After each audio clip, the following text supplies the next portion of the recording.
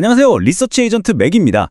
정말 모든 게 장밋빛처럼 보이던 순간이었습니다. 시장은 3일 연속 사상 최고치를 갈아치우고 있었죠. 그런데 단 한 사람의 정말 딱 한마디가 이 뜨거운 상승세에 찬물을 끼얹었습니다. 바로 제롬 파월 연준 의장이었는데요. 오늘 그가 던진 이 말 한마디에 숨겨진 세 가지 진짜 의도를 한번 파헤쳐 보겠습니다. 네, 바로 이 한 문장이었습니다. 주식시장은 상당히 고평가되어 있습니다.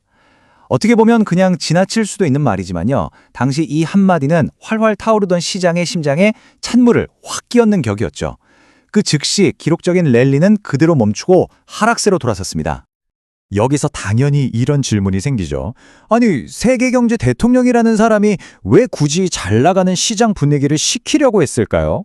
이건 절대 단순한 말실수가 아니었습니다.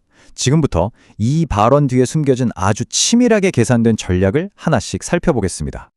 그 왜에 대한 답을 찾으려면요. 먼저 당시 연준이 얼마나 아슬아슬한 상황에 놓여 있었는지 그 배경부터 이해해야 합니다. 당시 연준은 뭐랄까 두 가지 상반된 위험 사이에서 말 그대로 외줄타기를 하고 있었습니다. 한쪽에는 인플레이션이 다시 고개를 들 수 있다는 공포가 있었고요. 다른 한쪽에는 경제가 식으면서 고용시장이 무너질 수 있다는 불안감이 있었죠. 바로 이 딜레마가 파월 발언을 푸는 첫 번째 열쇠입니다. 그리고 여기서 진짜 핵심 단어는 바로 상당히, fairly입니다. 파월은 이거 위험한 버블입니다. 같은 극단적인 표현 대신 아주 미묘한 단어를 골랐어요. 이건 시장에 공포를 주지 않으면서도 이봐요, 조금 과열되고 있는 것 같은데? 라는 신호를 보내기 위한 아주 정교한 언어적 선택이었던 거죠. 자, 그럼 이런 배경 속에서 파월의 발언은 대체 뭘 노린 걸까요? 이건 그냥 즉흥적으로 나온 한마디가 아니었습니다. 전문가들은 여기에 세 가지 구체적인 목표가 담긴 치밀한 소통 전략이 숨어 있었다고 분석합니다. 그 세 가지 전략적 목표는 바로 선제적 경고, 정책의 유연성 확보, 그리고 인플레이션을 잡겠다는 의지를 다시 한번 보여주는 것입니다. 언뜻 보면 다 따로 노는 것 같지만 이 세 가지는 아주 긴밀하게 연결되어 있거든요. 자, 그럼 첫 번째 의도부터 자세히 들여다볼까요? 첫 번째 의도는 가장 명확합니다. 바로 말로 하는 개입, 즉 구두 개입이죠. 당시 시장은 AI 열풍에 힘입어서 좀 비이성적인 과열 조짐을 보이고 있었거든요. 연준은 굳이 금리를 올리는 실제 행동 대신 말 한마디로 시장의 김을 살짝 빼서 버블이 생기는 걸 미리 막으려고 한 겁니다.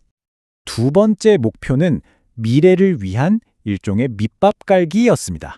시장의 기대를 미리 관리해서 앞으로 연준이 어떤 정책 하나를 꺼내들든 그 선택지를 넓혀두려는 거죠. 아시다시피 경제는 불확실성의 연속이잖아요. 그래서 중앙은행에게 정책적 유연성이야말로 가장 중요한 무기 중 하나입니다. 파월 의장의 위험 없는 길은 없습니다. 라는 이 말이 딱 그겁니다.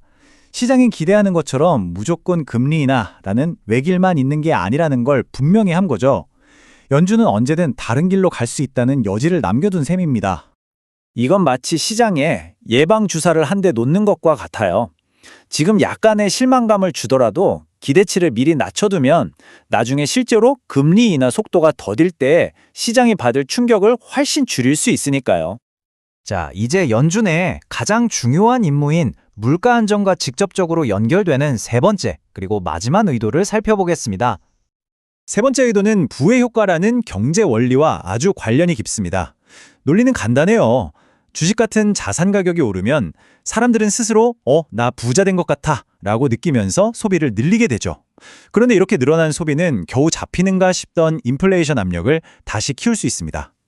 결국 파월의 발언은 시장이 너무 뜨거워지면 물가 안정이라는 우리 최우선 과제가 흔들릴 수 있습니다. 라는 메시지를 시장에 다시 한번 강하게 심어준 겁니다. 자, 여기서 진짜 핵심은 이겁니다. 이렇게 신중하게 계획된 소통 전략에서 우리는 과연 무엇을 배워야 할까요? 오늘 내용을 요약해 보겠습니다. 첫째, 파월의 발언은 그냥 나온 말이 아니라 고도로 계산된 소통 전략이라는 것. 둘째, 상당히 같은 단어 하나하나에도 다 의미가 담겨 있다는 점. 셋째, 연준은 단기적인 시장의 흐름보다 거시경제 안정이라는 큰 그림을 우선시한다는 것. 그리고 마지막으로 앞으로의 정책은 시장의 기대가 아니라 실제 나오는 데이터를 보고 결정될 거라는 겁니다. 결국 우리 투자자들은 연준 발표의 미묘한 뉘앙스까지 읽어내는 게 중요해졌습니다. 그래서 마지막으로 이 질문을 한번 드리고 싶습니다. 이 숨겨진 전략을 알게 된 지금, 여러분은 다음 연준 발표를 과연 어떻게 또 얼마나 다르게 들으시겠습니까? 오늘 전해드린 내용은 정보 제공을 위한 것이고요. 특정 상품에 대한 투자 권유가 아니라는 점 꼭 기억해 주시기 바랍니다.